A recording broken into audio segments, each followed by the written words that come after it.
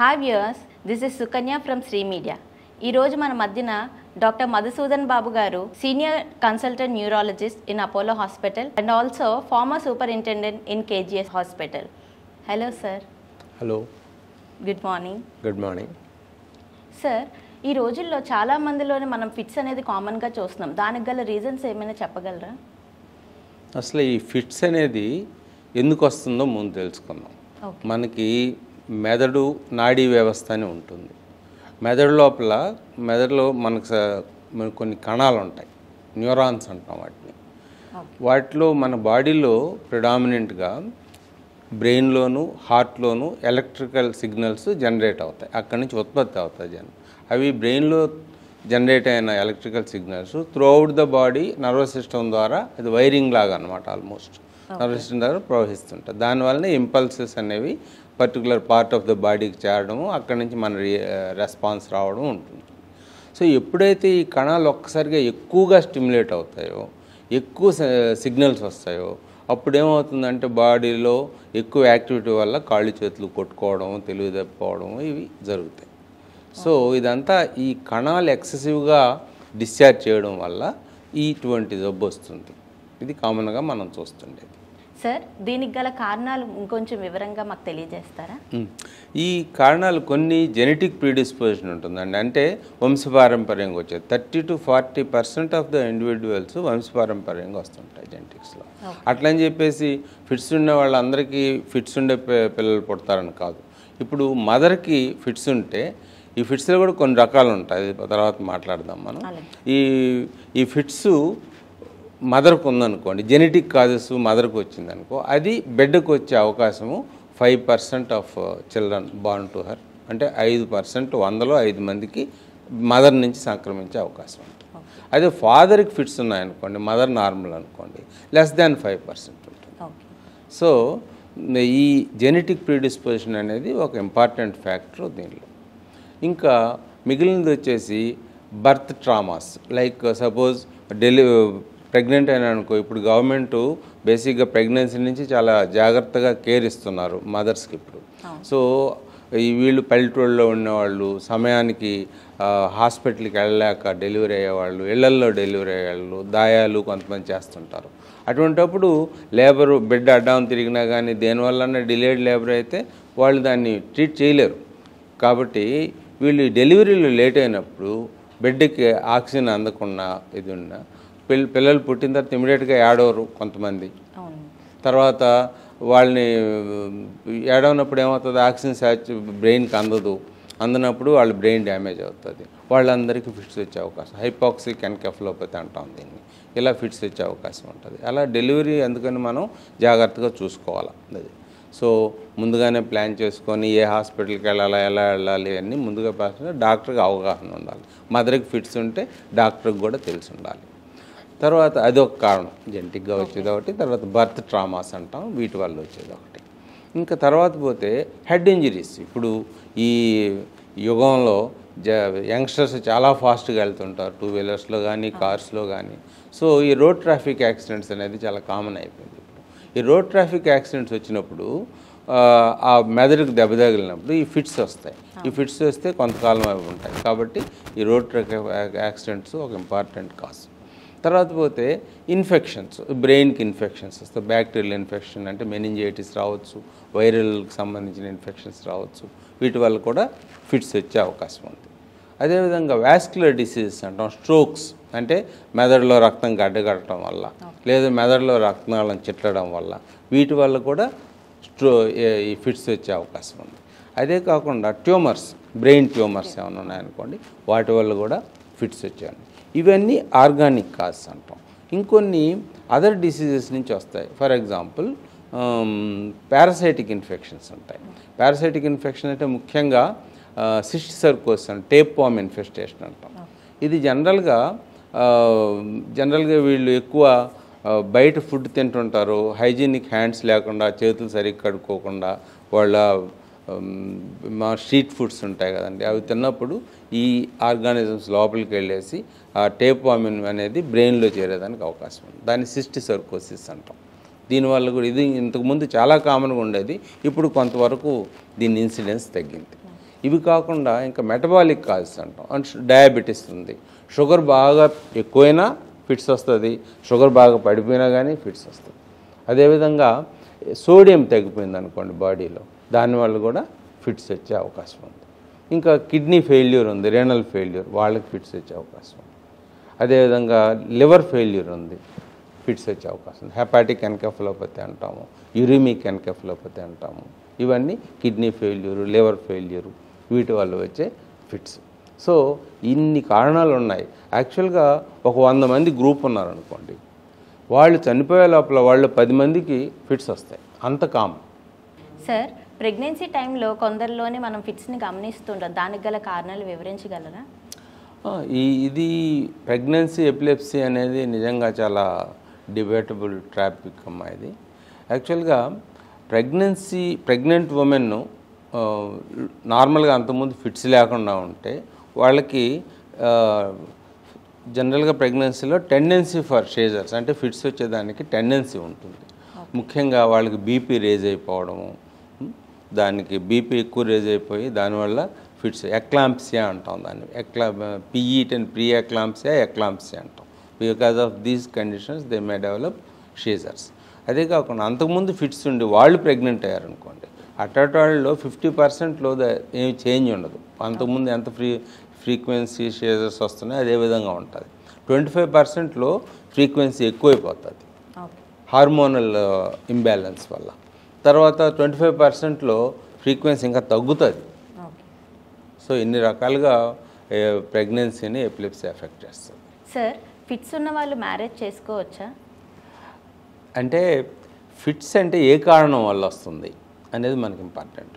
So నేను ఇందాక కొన్ని కాజెస్ చెప్పాను. సో ఇన్ఫెక్షన్స్ వల్ల వీటి వల్ల వచ్చే ఫిట్స్ బిడ్డకు రాదు.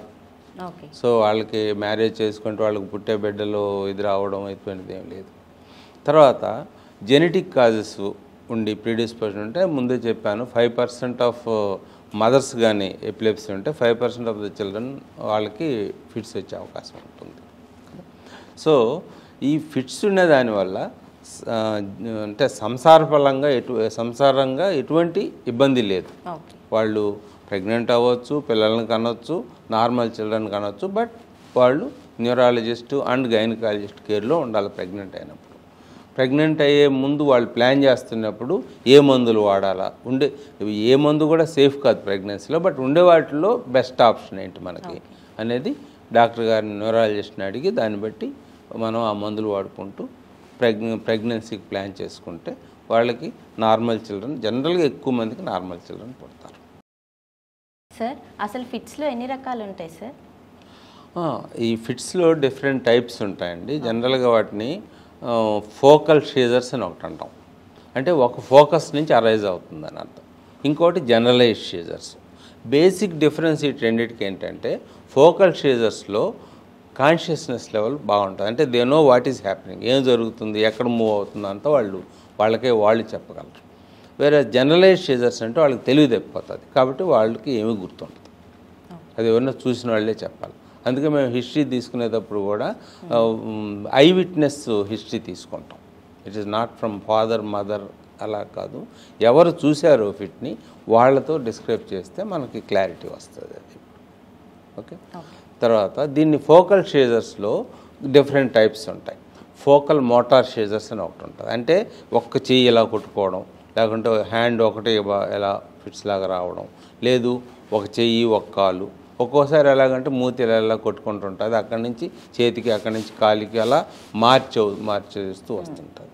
ఒక సైడ్ వచ్చిన ఫోకల్ మోటార్ షేజర్స్ అంటాం. ఇవి కాకుండా బయటకి ఏం కనపడదు, సెన్సరీ షేజర్స్ అంటారు. ఒక్కోసారి electrical shock like sensation on half of the body or in a particular limb అలా రావచ్చు, లేకుంటే ఒక మంటలాగా ఒక హ్యాండ్కి కానీ ఒక లెగ్కి కానీ ఒక హాఫ్ ఆఫ్ ద బాడీకి కానీ, వీటిని సెన్సరీ షేజర్స్ అంటాం, ఫోకల్ సెన్సరీ షేజర్స్ అంటాం. అలా అదేవిధంగా అటానమిక్ షేజర్స్ అని కొన్ని ఉంటాయి. ఫర్ ఎగ్జాంపుల్, చిన్నపిల్లలు కడుపు నొప్పి వస్తుంది, కడుపు నొప్పి వస్తే వాళ్ళు ఏడుస్తుంటారు, ఏ పరీక్షలు చేసినా కడుపు నొప్పికి కారణం తెలియదు, కానీ ఆ కడుపు నొప్పికి ఈ అటానమిక్ నర్వస్ సిస్టమ్ వల్ల వచ్చే షేజర్స్లో అలా పెయిన్ అబ్డామిన్ వస్తుంది, దానికి సంబంధించిన ఇన్వెస్టిగేషన్ చేస్తే అది తగ్గిపోతుంది. అది అదేవిధంగా ఇంకా సైకిక్ అని ఉంటాయి వీటిలో. సైకిక్ అంటే వీళ్ళకి కొన్ని చూసిన వాళ్ళకి ఇదేమన్నా పిచ్చి పెట్టిందా వీళ్ళకి అన్నట్టు అనిపిస్తుంటుంది. అంటే వాళ్ళకి 2 ఫినామినాస్ ఉన్నాయి. డిజావు ఫినామినా అంటే ఫెమిలియారిటీ అండ్ అన్ఫెమిలియర్ ప్లేసెస్. అంటే ఈ మనకేం తెలియని ప్రదేశాల్లో అదంతా వీళ్ళకి తెలిసినట్టు అనిపిస్తుంటుంది. వీళ్ళు అది నాకు తెలుసు, అది చూశాను, ఇది చూశాను, అక్కడికి రావడం, అది డిజావు ఫినామినా అంట. అలాగే జమైస్ ఫినామినా ఉంది. అంటే అన్ఫెమిలియారిటీ అండ్ ఫెమిలియర్ ప్లేసెస్. ఇప్పుడు మన ఇద్దరం ఉన్నాం, మన ఇద్దరం ఎప్పటి నుంచి తెలుసు, మీరు సడన్గా నన్ను ఆయన ఎవరు, ఆయన ఎప్పుడు చూడలేదంటారు. అది సో ఆ టైప్ ఆఫ్. సో వీటి వల్ల ఏమవుతుందంటే చాలామందిని వీళ్ళకి దెయ్యం పట్టింది, భూతం పట్టింది, లేకపోతే గాలి పట్టింది అని వదిలించాలని లేని పని. ఇదంతా ఒక టైప్ ఆఫ్ ఫిట్స్. ఇది అవి ఫోకల్ షీజర్స్ అంటాం. ఇలా కాకుండా కొన్ని వాళ్ళ మెంటల్ ఇంపైర్మెంట్ వస్తుంది డ్యూరింగ్ షీజర్. అంటే వీటిని ఏమంటామంటే ఫోకల్ షీజర్స్ విత్ డిస్కాగ్నిటివ్ ఫీచర్స్ అంటాం. అంటే కాగ్నిషన్ అంటే అలర్ట్నెస్ ఉండదని. ఎలా ఉంటుందంటే వాళ్ళు అటాక్ వచ్చినప్పుడు ఇలా స్టేరింగ్ ఇలా చేస్తుంటారు, లేదంటే లిప్ స్మాకింగ్ ఇలా లిప్స్కు, లేదంటే చేతితో కంటిన్యూస్గా ఏదో బట్ట ఉంటే దాన్ని ఇలా తిప్పుకుంటూ ఉంటారు. లేదు వాళ్ళు నడుస్తున్నారు అనుకోండి, they will be able to walk, నడుస్తూనే ఉంటారు. అన్నం తింటున్నారు అనుకోండి, అన్నం మళ్ళీ ముద్ద పెట్టుకోరు, బట్ నోట్లో ఉండేదాన్ని అలా నవ్వులుతూనే ఉంటారు ఆ ఎపిసోడ్లో. తర్వాత మీరేమైనా మాట్లాడితే వాళ్ళు రెస్పాన్స్ ఇవ్వరు. తర్వాత వాళ్ళు నడిచి వెళ్తున్నారు అనుకోండి, మీరు ఆపబోయారంటే దే విల్ ట్రై టు మిమ్మల్ని పక్కకు తోసేసి పోవడానికి చూస్తారు. సైకిల్ చేస్తున్నప్పుడు అటాక్ వచ్చింది అనుకోండి, they can continue cycling, even అడ్డాలు కూడా తప్పించుకొని సైక్లింగ్ కూడా చేయగలరు. సో కానీ తర్వాత వాళ్ళని అడిగితే అదేం గుర్తుండదు, లేదంటే పార్షియల్గా ఏదో గుర్తుంటుంది. సో దీన్నే ఫోకల్ షీజర్స్ విత్ డిస్కాగ్నిటివ్ ఫీచర్స్ అంటారు. ఈ తెలియక చాలామంది అగైన్ ఇది గాలి పెట్టింది, ఇలా బిహేవ్ చేస్తున్నాడని చెప్పి మంత్రాలు తంత్రాలని దానికోసం వెళ్తుంటారు. ఇవి ఫోకల్ షీజర్స్. తర్వాత జనరలైజ్ షీజర్స్ అంటే మనకు సినిమాల్లో చూపిస్తుంటారు, పడిపోవడం, చేతులు కాళ్ళు కొట్టుకోవడం, నాలికి కొరుక్కోవడం, ఇది జనరలైజ్ టానిక్ క్లానిక్ షీజర్స్ అంటాం. ఇది కాకుండా మైక్లోనిక్ షీజర్స్ అని కొన్ని ఉంటాయి. మైక్లోనిక్ షీజర్స్ అంటే కూర్చొని ఇలా జర్క్స్ లాగా వస్తుంటాయి. వీటిని మైక్లోనిక్ షీజర్స్ అంటారు. తర్వాత అటోనిక్ షీజర్స్ అని ఒకటి ఉంది. అది చాలా ప్రమాదకరమైనది. మనిషి నిలబడి ఉంటాడు, ఉన్నటువంటి బాడీలో టోన్ పోతే దబ్బను పడిపోతాడు. ఎక్కడున్నాడు ఎక్కడైనా పడవచ్చు. అది రాళ్ళ పైన పడవచ్చు, లేదా షార్ప్ ఆబ్జెక్ట్స్ పైన పడవచ్చు. So it's the most dangerous fit ఏదంటే ఈ అటానిక్ షీజర్. ఓకే. తర్వాత చిన్నపిల్లల్లో వచ్చేది ఒకటి ఉంటుంది, ఆబ్సెన్స్ షీజర్స్ అంటాం. ఇది ఎలాంటిది, మామూలుగా 4 నుంచి 8 సంవత్సరాల వయసు వాళ్ళకి వస్తుంటుంది. దీనిలో వీళ్ళు స్కూల్లో ఫస్ట్ మనకి ఎవరు చెప్తారంటే వాళ్ళకి ప్రాబ్లం ఉందని టీచరు, మీ అబ్బాయి లాంటి మీ అమ్మాయి ఎవరైతే వాళ్ళు ఇన్ని రోజులు బాగా ఉండేదండి, క్లాస్లో బాగా యాక్టివ్గా ఉండేది, ఈ మధ్య మార్కులు సరిగ్గా రావట్లేదు, సరిగ్గా చదవట్లేదు అంటారు. సో ద ఫస్ట్ రియాక్షన్ ఏంటి పేరెంట్స్కి, వాళ్ళని తీసుకెళ్ళి ట్యూషన్లో పడేయడం. ట్యూషన్లో వేసిందా కానీ వాళ్ళు ఇంప్రూవ్ గారు. సో అప్పుడు మనం బేసిక్గా ఏంటంటే ఈ టీచర్ అనేవాళ్ళు ముందు చెప్తారు, ఇది స్కూలిస్టిక్ పర్ఫార్మెన్స్ పూర్గా ఉందనేది చెప్తారు. ఎవరైనా చైల్డ్కి స్కూలిస్టిక్ పర్ఫార్మెన్స్ పూర్గా ఉందంటే ఫస్ట్ మన టీచర్ని రిక్వెస్ట్ చేసి, ఏమ్మా క్లాస్లో ఉన్నప్పుడు ఎలా ఉంటున్నాడు కొంచెం అంటే ఏమవుతుందంటే వాళ్ళకి ఈ చాలా బ్రీఫ్ షీజర్స్, ఇవి లెస్ దాన్ 10 సెకండ్స్ అంటే ఎంత పీరియడ్, దానిలో లెస్ దాన్ 10 సెకండ్స్ ఉన్నటువంటి అలా స్టేరింగ్ ఎపిసోడ్స్. ఆ టైంలో he won't register anything, but he won't fall, పడిపోడు. చేతిలో పెన్ను ఉంటే పెన్ను పడదు, పెన్సిల్ ఉంటే పెన్సిల్ పడదు, ఏం పడదు, కానీ అలా స్టేరింగ్ ఉంటుంది. తర్వాత 10 సెకండ్లో మళ్ళీ మామూలు అయిపోతాడు. మీరు అడగవచ్చు, 10 సెకండ్లే కదా తెలియలేనిది, ఆ మాత్రం దానికి స్కూలిస్టిక్ పర్ఫార్మెన్స్ ఎందుకు తగ్గుతుంది? హండ్రెడ్స్ ఆఫ్ సచ్ ఎపిసోడ్స్ అక్కడ రోజుకి అన్ని హండ్రెడ్స్ వస్తాయి. సో అన్ని సెకండ్స్ అతనికి కాన్సన్ట్రేట్ చేయలేడు, తెలియదేమి. సో న్యాచురల్గా స్కూలిస్టిక్ పర్ఫార్మెన్స్. సో వాళ్ళని ఇన్వెస్టిగేట్ చేసి ప్రాపర్ మందులు పెడితే they are normal again. So ఇది దీనికి షీజర్స్ గురించిన డిఫరెంట్ టైప్స్ మనకి. సార్, పసిపిల్లల్లోని మన ఫిట్స్ ఉందని మనం ఒక తల్లి ఎలా గమనించుకోగలదండి? ఇది కొంచెం కష్టమైనదే. అంటే కొన్ని డిఫరెంట్ టైప్స్ ఉంటాయి. జనరల్గా పూర్ బ్రెస్ట్ ఫీడింగ్ అంటే మామూలు స్మాల్ మంత్స్ బేబీ వాళ్ళు సరిగా బ్రెస్ట్ ఫీడింగ్ తీసుకోకుండా ఇరిటబుల్గా ఉండడము, అలా ఉన్నప్పుడు ఇన్ఫాంటైల్ స్పాజమ్స్ అనే ఒక కండిషన్ ఉంది. దానిలో వాళ్ళకి చిన్న జర్క్స్ వస్తుంటాయి. మామూలుగా అలా ఉంటాయి, స్టీరింగ్లోకి వస్తే చిన్న జర్క్స్ వస్తుంటాయి. అవి చాలా తక్కువసేపు ఉంటాయి. వాటిని తల్లి గమనిస్తుంది. జనరల్గా గమనించినప్పుడు తను డాక్టర్ ఎందుకు ఇలా చేస్తుందని చెప్పి డాక్టర్ దగ్గరికి వెళ్తుంది. ఇంకపోతే చాలామందికి ఇందాక మనం మాట్లాడుకున్నాం, డిలేడ్ పుట్టినప్పుడు బర్త్ టైం ఎక్కువ ఉందనుకోండి, డిలేడ్ లేబర్ అంటాం. అప్పుడు మెదడుకి బ్లడ్ సప్లై తగ్గిపోయి హైపాక్సిక్ ఎన్కెఫాలపతి, దానివల్ల మేజర్ ఫిట్స్ లాగానే కాళ్ళు చేతులు కొట్టుకోవడం అవి వచ్చేస్తాయి. దానిలో మళ్ళీ మనం స్పెషల్గా గమనించాల్సినది ఏమి ఉండదు. తర్వాత ఇంకా మిగిలినవి వాళ్ళకి ఏ విధంగా వచ్చినప్పుడు మెంటల్ రిటార్డేషన్ వస్తుంది, ఆ బ్రెయిన్ లోపల డెవలప్మెంట్ సరిగ్గా ఉండదు, దానివల్ల కూడా ఫిట్స్ తర్వాత ఫ్యూచర్లో కంటిన్యూ అయ్యేదానికి అవకాశం ఉంటుంది. ఇదే విధంగా మామూలుగా బాబు పాప బాగున్నా కానీ వాళ్ళకి హై ఫీవర్ వచ్చినప్పుడు ఒక్కోసారి దే గెట్ ఫిట్స్. వీటిని మనం ఫెబ్రైల్ షీజర్స్ అంటాం. ఫెబ్రైల్ షీజర్స్ అంటే జనరల్గా as the fever rises seizures. కాబట్టి మనం చేయాల్సింది ఫీవరు కొంచెం గమనించిన వెంటనే, ఫీవర్ ఎక్కువ కాకుండా వెంటనే మందులు వేసుకోవాలి, అది ఇంపార్టెంట్. సో ఈ ఫెబ్రైల్ షీజర్ యూజువల్గా 9 సంవత్సరాల వయసు వచ్చేటప్పటికి డిజపేర్ అయిపోతాయి. కానీ వీళ్ళందరికీ ఫ్యూచర్లో లేట్ ఏజ్లో ఫిట్స్ వచ్చే అవకాశం అయితే ఉంటుంది కొంత పర్సంటేజ్కి. కాబట్టి ఫెబ్రైల్ షీజర్స్ వస్తే మనం మామూలుగా ఇప్పుడు మేము ట్రీట్మెంట్ కూడా దానికి ఏమి రెగ్యులర్గా ఇవ్వం. ఫెబ్రైల్ షీజర్స్ అంటే ఆ ఫీవర్ వచ్చినప్పుడు పలానా మాత్రలు వేయండి అని చెప్పిస్తుంటాం. తర్వాత మళ్ళీ అంటే డిఫరెంట్ ఇది ఉంటుంది. మరి ఫ్రీక్వెంట్ అయితే వేరే విషయం, కానీ జనరల్గా అయితే we don't treat febrile seizures unless fever వస్తుందంటే ఆ టైంలో వేయడానికి ఒక టైప్ ఆఫ్ మెడిసిన్ ఉంటుంది, అది ఇస్తాం. అవి ఆ కండు ఫీవర్ తగ్గిపోయిన దాకేసి మానేస్తే సరిపోతుంది. సార్ ఫిట్స్ ఉందని తెలుసుకోవడానికి ఎటువంటి టెస్టులు ఉంటాయి సార్? ఇప్పుడు ఫిట్స్ అంటే నేను ఇందాక చెప్పాను చాలా కాజెస్, ఏ కాజుని బట్టి అనేది మనం చూసుకోవాలి. ఇప్పుడు మెటబాలిక్ అని చెప్పాను, సో డయాబెటీస్ ఉన్నా, సోడియం తగ్గినా, సో లేదు కిడ్నీ ఫెయిల్యూర్ ఉన్నా, లివర్ ఫెయిల్యూర్ ఉన్నా. కాబట్టి టెస్టుల్లో బ్లడ్ టెస్టుల్లో వీటన్నిటికి సంబంధించిన టెస్టులు చేస్తాం. లివర్ ఫెయిల్యూర్ ఉందా, కిడ్నీ ఫెయిల్యూర్ ఉందా, సోడియం తగ్గిందా, షుగర్ ఏమన్నా ఎక్కువ కానీ తక్కువ కానీ ఉందా, ఇట్లాంటివన్నీ చూసుకుంటాం. అదేవిధంగా మెగ్నీషియం లెవెల్స్ అన్నమాట, అది కూడా ఇంపార్టెంట్. ఇవన్నీ చేస్తాం. తర్వాత బేసిక్గా ఇమేజింగ్ చేస్తాం. దీంట్లో ఫిట్స్కి బెస్ట్ ఇమేజింగ్ వచ్చి ఎంఆర్ఐ, మ్యాగ్నెటిక్ రెజొనెన్స్ ఇమేజింగ్ అనేది బెస్ట్. దీనిలో కూడా there is a protocol like epilepsy protocol అని ఉంటుంది. దానిలో మనం ఏ ఏరియా నుంచి ఇది అరైజ్ అవుతుంది, సబ్టల్ అబ్నార్మాలిటీస్ ఏమున్నాయనేది తెలుస్తుంది. సిటీ స్కాన్ కంటే కూడా ఎంఆర్ఐలోనే మనకి క్లారిటీ ఇది బాగుంటుంది. మనకి అన్ని ఏరియాస్ క్లియర్గా కనపడతాయి, మనకి దోషాలు కూడా క్లియర్గా తెలుస్తాయి దానిలో. తర్వాత ఈఈజీ అని ఉంటుంది. ఈఈజీ అంటే ఎలక్ట్రోఎన్సెఫలోగ్రామ్ అంట. అదేంటంటే ఎట్లయితే ఈసీజీ హార్ట్కి తీస్తామో అలాగే బ్రెయిన్కి కూడా స్కాల్ప్కి ఎలక్ట్రోడ్స్ పెట్టేసి దాంతో రికార్డ్ చేస్తారు.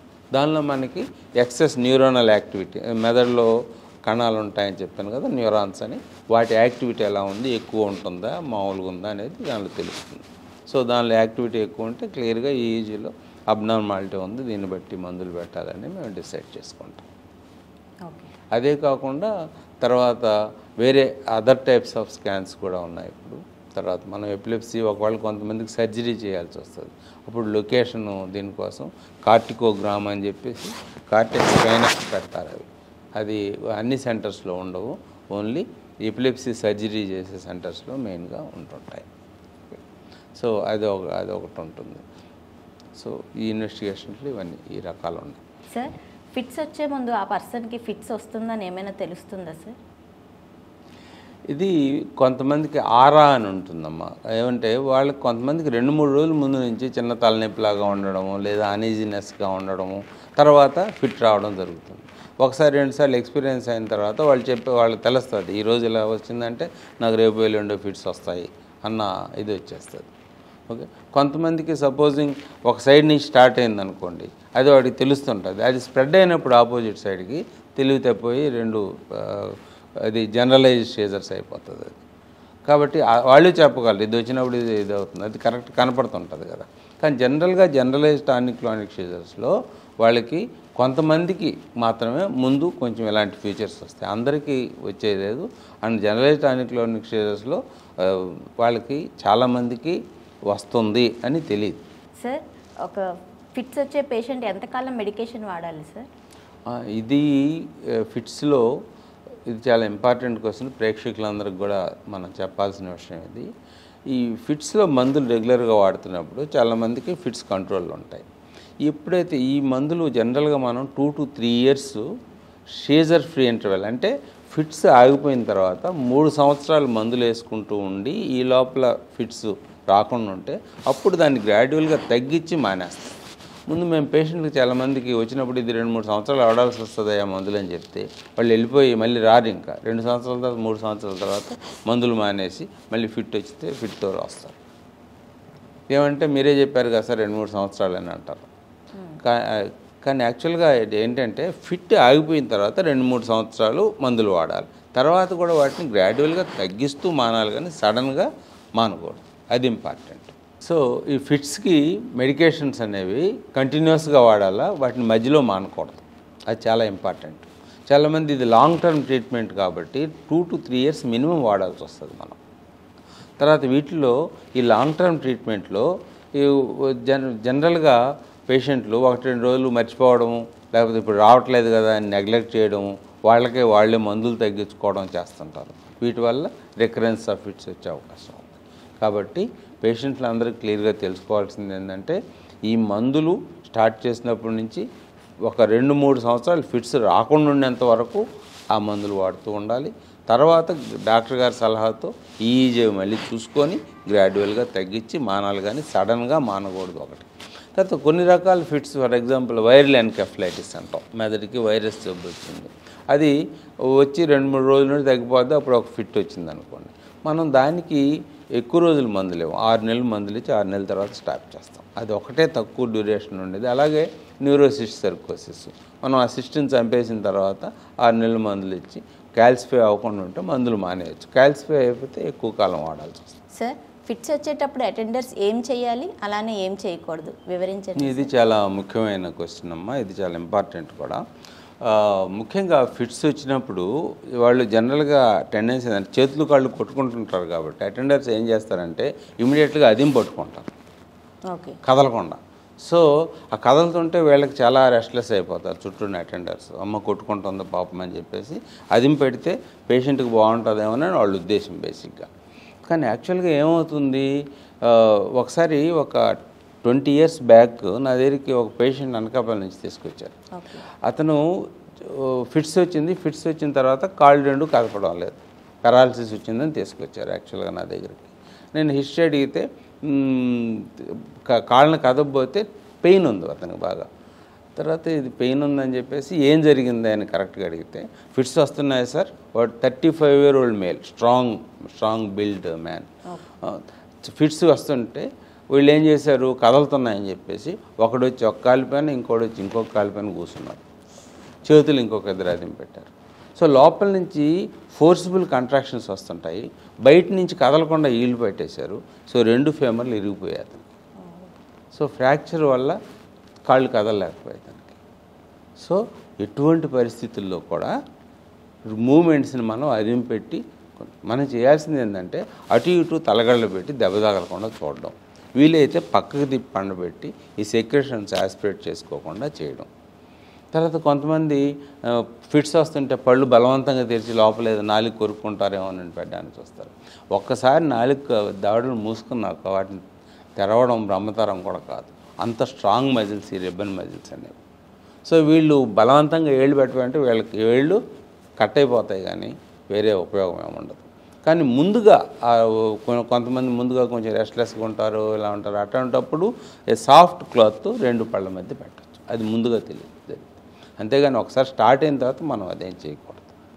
సో ఫిట్స్ వచ్చినప్పుడు ముఖ్యంగా ఎటువంటి పరిస్థితుల్లో అదిం పట్టొద్దు, అటు ఇటు కొంచెం తలగడలు పెట్టి దెబ్బ తగలకుండా చూసుకోవాలి, వీలైతే ఒక సైడ్కి తిప్పి పడుకోబెట్టాలి. అండ్ వాళ్ళకి కంప్లీట్గా తెలివచ్చిందాక వాళ్ళకి ఏమి తాగించకూడదు, నోట్లో పోయడం అది చేయకూడదు. ఇది చాలా ఇంపార్టెంట్. సార్, ఫిట్స్ ఉన్న వాళ్ళకి ఏమైనా ఫుడ్ రెస్ట్రిక్షన్స్ ఉన్నాయా సార్? అలా స్పెసిఫిక్గా మాకు అల్లోపతిలో అలా ఫుడ్ రెస్ట్రిక్షన్స్ అనేవి లేవమ్మా. ఈ నార్త్ ఇండియన్ సైడ్ దాన్ని ముర్గీ కా బీమారి అంటారు, మన సైడ్ కూడా చాలామందికి ఫిట్స్ ఉంటే కోడి మాంసం తినకూడదు ఇలా అలా కొన్ని బిలీఫ్స్ ఉన్నాయి. కానీ అదేం లేదు, దానికి సంబంధించి మామూలుగా వాళ్ళు తినే ఫుడ్ ఏదైనా రొటీన్గా తీసుకోవచ్చు. సార్, చాలామందిలోని ఫిట్స్ వచ్చేటప్పుడు పక్కన వాళ్ళు తాళాలు గుర్తు పెట్టడం చేతిలోని, అలాగే ఇనుప వస్తువులు పెట్టడం చేస్తూ ఉంటారు. ఇలా చేయడం వల్ల ఉపయోగం అలాగే నిరుపయోగం ఏమైనా ఉందా సార్, చెప్పండి. ఇది చాలా కామన్గా చూస్తుంటాం. ఫిట్స్ వచ్చిందంటే తాళాలు పెట్టడం. ఈ ఫిట్స్ అనే దానిలో డిఫరెంట్ స్టేజ్స్ ఉంటాయి. ఒకటి మేము ఉన్నట్లుండి సడన్గా అదే 2 దావులు మూసుకోవడం, తర్వాత కాళ్ళు చేతులు బిగబట్టడం, ఇది ఒక స్టేజ్. ఇది ఎంతసేపు ఉంటుంది? 20 సెకండ్స్ ఉంటుంది. దాని తర్వాత చేతులు కొట్టుకోవడం, అది ఇంకో 20 సెకండ్స్ ఉంటుంది. అంటే 40 సెకండ్స్ నుంచి 1 అవర్ 20 సెకండ్స్ లోపల ఈ స్టేజెస్ అన్నీ అయిపోతాయి దీనికి. కాబట్టి వీళ్ళు 1 minute 20 seconds, not 1 hour, sorry, 1 minute 20 secondsలో ఇది ఫిట్స్ అంతా అయిపోతుంది. యూజువల్గా 40 సెకండ్లు అయిపోతుంది. కాబట్టి వీళ్ళు అటు ఇటు తిరిగి ఆ తాళం తీసుకొచ్చి చేతిలో పెట్టే లోపల ఆ టైం అయిపోద్ది. కాబట్టి వీళ్ళందరూ ఏమనుకుంటారు, తాళాలు పెట్టిన దానివల్ల ఫిట్స్ తగ్గిపోయి అనుకుంటారు. But that is a natural process of the disease జనరల్గా. కాబట్టి తాళాలు పెట్టి ఉపయోగం లేదు. ఒక్కోసారి తాళాలు దొరకలేదు, పక్కనున్న రాడ్డు, ఇనప రాడ్డు ఏదో ఒకటి చేతికి పట్టిస్తుంటారు. సో అలా పెట్టిన దాని వల్ల డేంజర్ ఏంటంటే, అది అన్న ఇనప రాడ్డు అటువంటి చిన్న రాడ్డు లాంటిది అనుకోండి, వాళ్ళ మూమెంట్స్కి they may injure themselves, fatal injuries కూడా రావచ్చు. కాబట్టి ఈ తాళాలు గుర్తులు ఇనప వస్తువులు పెట్టడం వల్ల ఎటువంటి ఉపయోగం లేదు. అది మామూలుగా ఆ ఫిట్ తగ్గిపోయే టైం అది, ఆ టైంకి అది తగ్గిపోతుంది. మీరు ఇనప వస్తువులు పెట్టినా పెట్టకపోయినా ఆ టైంకి అది తగ్గిపోతుంది. కాబట్టి ఇది వాడితే ప్రమాదాన్ని మనం పెంచుతున్నామే కానీ ఉపయోగం అయితే ఏముండదు. సార్, ఫిట్స్ వచ్చే వాళ్ళలో చనిపోయే ప్రమాదం ఏమైనా ఉందంటారా?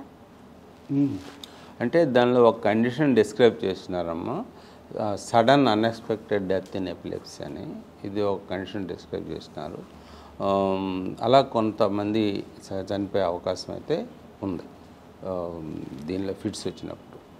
కాకుంటే వీటిలో పర్మనెంట్ క్యూర్ అంటే కాజుని బట్టి ఉంటుంది, దేనివల్ల వస్తుంది. సపోజ్ సోడియం తగ్గింది, ఫిట్స్ వచ్చింది, దానికి తర్వాత ఫిట్స్ రావు.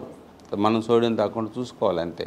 అదేవిధంగా రేనల్ ఫెయిల్యూర్ కరెక్ట్ అయితే రావు, లివర్ ఫెయిల్యూర్ కరెక్ట్ అయితే రావు. తర్వాత జనరలైజ్డ్ ఇడియోపతిక్ ఎపిలెప్సీ అంటాం. అంటే కారణం ఏం తెలియదు మనకి, సెల్స్ మాత్రం ఎక్సెసివ్గా సిగ్నల్స్ పంపిస్తుంటాయి. వాటిల్లో ఫిట్స్ మనం 2-3 సంవత్సరాలు మందులు ఇచ్చిన తర్వాత 70% ఆఫ్ ద పీపుల్లో ఫిట్స్ రావు, మళ్ళీ 30%లో రికరెన్స్ వచ్చే అవకాశం ఉంది. కాబట్టి వీళ్ళందరికీ మనం ఒకటి చెప్తాం, ఫిట్స్ వచ్చిన వాళ్ళు ఎవరు they should have adequate sleep. అంటే నిద్ర ఖచ్చితంగా 6 నుంచి 7 గంటలు ఉండాలి నిద్ర. తర్వాత ఫాస్టింగ్ ఉండకూడదు, ఉపవాసాలు ఉండకూడదు. ఉపవాసాలు ఉంటే బ్లడ్ షుగర్ తగ్గిపోతుంది, ఫిట్స్ ప్రొవోక్ అవుతాయి. నిద్ర తక్కువైనా ఫిట్స్ ప్రొవోక్ అవుతాయి. అలాగే ఎక్కువ యాంగ్జైటీ అవి కూడా ఉండకూడదు. స్ట్రెస్ కూడా ఈ ఫిట్స్ని ఇంక్రీజ్ చేస్తుంది. కాబట్టి ఈ జాగ్రత్తలు తీసుకోవాలి. Thank you sir. ఈరోజు మా వ్యూవర్స్కి చాలా మటుకు సందేహాలని మీరు క్లియర్ చేయడం జరిగింది. నా తరపున అలాగే మా వ్యూవర్స్ అందరి తరపున మీకు స్పెషల్ థ్యాంక్స్ అండి. Thank you. నమస్తే. నమస్తే.